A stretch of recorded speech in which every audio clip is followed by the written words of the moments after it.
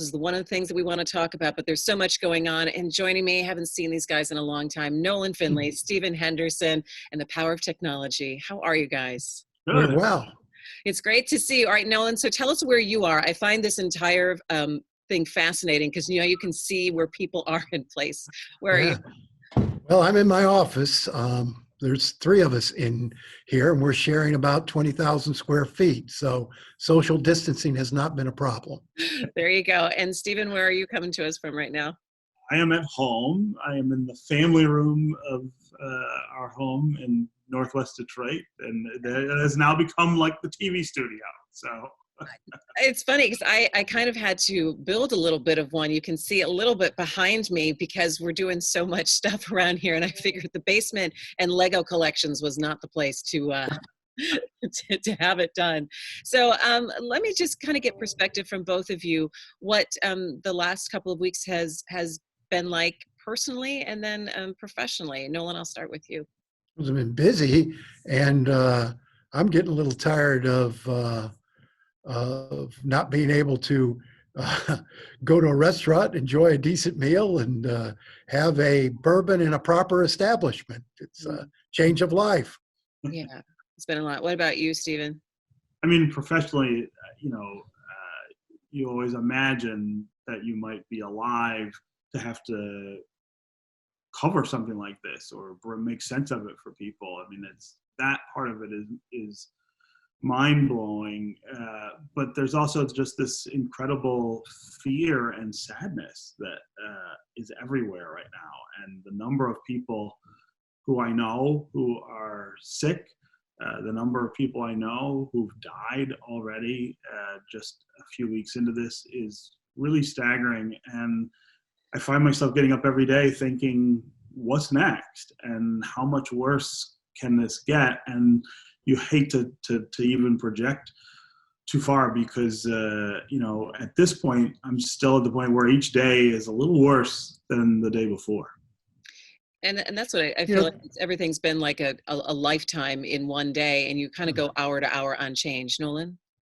Well, the isolation, too, from the people you care about has been, getting a little stressful. I've been busy, so I haven't noticed it all that much. But, I can't see my grandchildren. They're afraid they're going to, give Papa the COVID-19 virus. And the children, it's interesting to see the children they don't quite get this, but they're aware of what's going on. And, I think they're very frightened. I mean, you've got young children and it's hard for them to digest and why they can't do this or why they can't do that. And I can't imagine being 7, 8 years old and trying to comprehend this, plague, if you will, and how it's changed their lives. Yeah, and I think we're going to have a generation of young people who are now forever changed, much like things that happened in our generation, in our lifetimes, that kind of or 9/11 for that generation. Exactly of what. And I have a high schooler, a middle schooler, and an elementary school kid, and it's different. And the reaction is different for each age level. And I think that is a good way to springboard into talking a little bit about schools, no more face-to-face instruction for the rest of the year. And I really think every district has got to figure out exactly how they're going to do this. I know they've already been in that process, Stephen. Yeah, it's chaotic, of course. You have real differences in learning among school districts in terms of what they're able to do. First of all, but also what they want to do. I mean, some districts seem to be embracing the idea that, hey, look, this is different, and we ought to differentiate it for that reason and try to do something that makes sense on the medium where we're trying to teach.